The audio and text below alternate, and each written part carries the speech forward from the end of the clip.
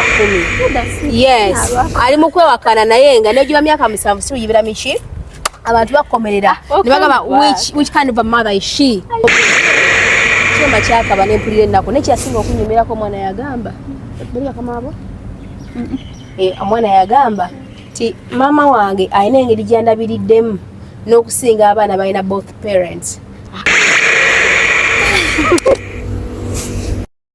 Nyiza kuwa naye kama kusoko okutwala omukisa guno okwebaza muganda wange Nyondo Media era nga yakoze wano Uganda kye tuyita Nyondo Estate Experts mutunzi wa mataka kati tagenda kudda Dubai agenda kuddayo by the way kukosa ncha asobola kubeera Dubai nebaza mwami Roja mwebali kubeera na mutima mulungi ala ni abantu abo bambeerera we Dubai mukwano gwange bambi atuyene YouTube channel simanyi oba akyabiriko ala ni abantu abo bandere Dubai bankuma ne ba making sure anti kati obulamu bwa doni buteredde ne balyoka banzijja kwengalo era we sibasima mba mulya zamaanyi amanya yenze Nyondo Rozet era nga mbanjulira ekizigo kino ekya Nyondo Glim ekizigo kino kikuyambako okubanga ate okuyalinga face yo embalabe oyina black spots oba binnamakula kikuyamba kati okubanga okiryalinga skin nebirangira bikabulungi nnyo tekyerusa wabula kikuleka kunomo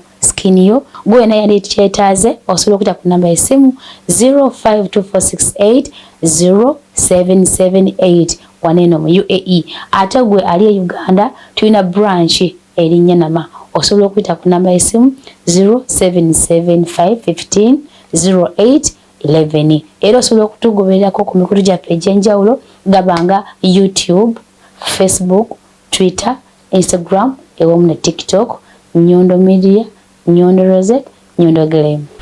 Kakati bana emuli mutya gundi sisi wange mujukira omwana Shakira gwe nabalaga ng'akaaba mama we amaze 10 years waneno e Dubai. Yes, let me tell people the truth.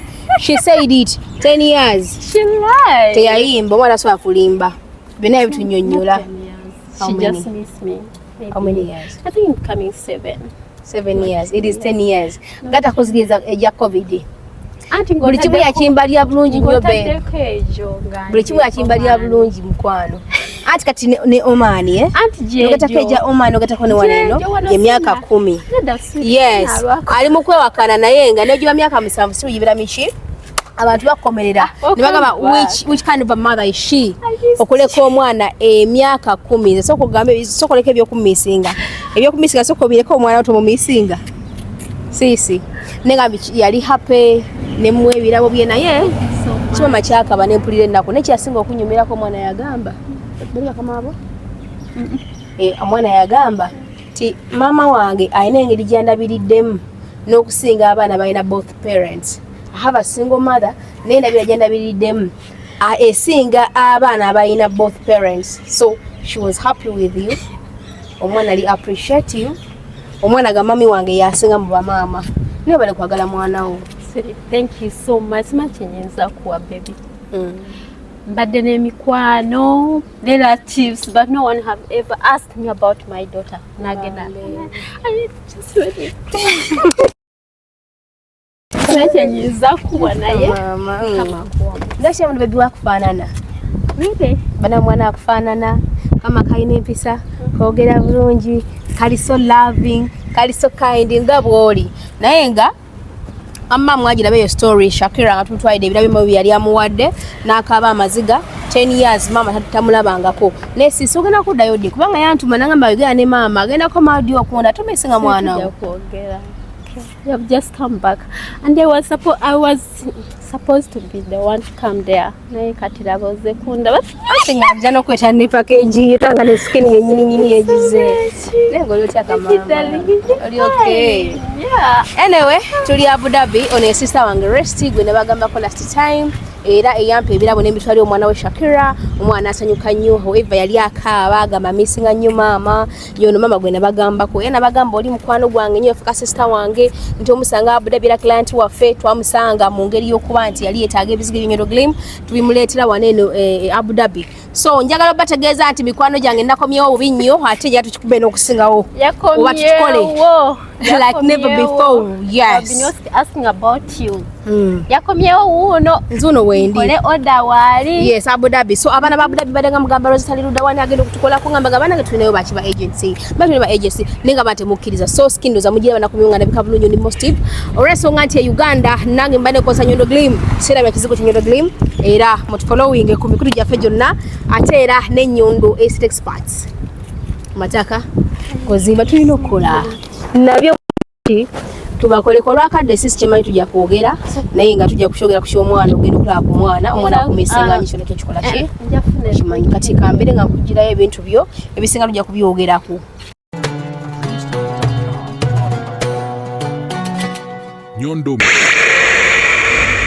Nyondo Rozet Ashman Kashuji ya boy K's Africa ate nga tuwanulwaliro okwabanjulira Nyondo Glim Products olunaku olwaleero gamba nga abakyala bannange abakyala you are our first priority. However n'abaami obukosero mutubirina naye omukyala okweteekateeka mu buliri oba mu kisenge n'obeera mutuufu ng'oli mujjuvu ng'omwami wajja gy'oli tatantala talina walaga walala era nga be bamu abanyondo Glim bakuletedde ekizigo ekyamaanyi ennyo nnyo ekikujjamu black spots obuli mu face yo kikujjamu ebintu ebyenjawulo bunnamakula ne skin yo nebeera ng'erabika bulungi era nga tovudde mu kkala yo ogenda kubeera ng'onyirira togenda kwejjusa kubanga kizigo kyamaanyi nnyo era nga kikolebwa mu bintu ebiri nakyo ekizigo kiri nakyo tekirina buzibu bwonna ku skin yo wabula still ddagala lya skin era ogenda banga olabika bulungi nnyo namadala kigule odalinga wonna woli kuba ku namba y'essimu eryawo ojjaba okifuna era nga be bamu bakukolera obuviiri obwenjawulo oyagala kaviiri kafaanana katya oyagala ka wig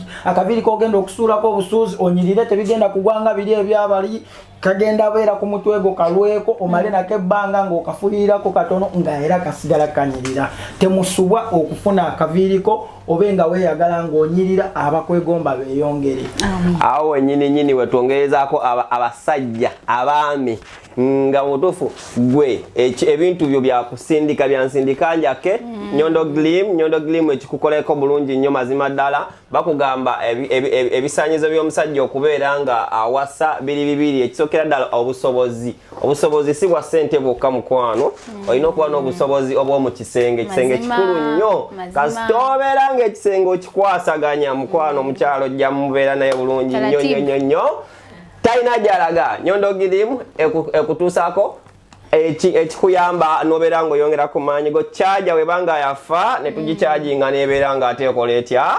eddabujja. Nyondo Glim, your skin daily doctor. Nyondo Glim everywhere.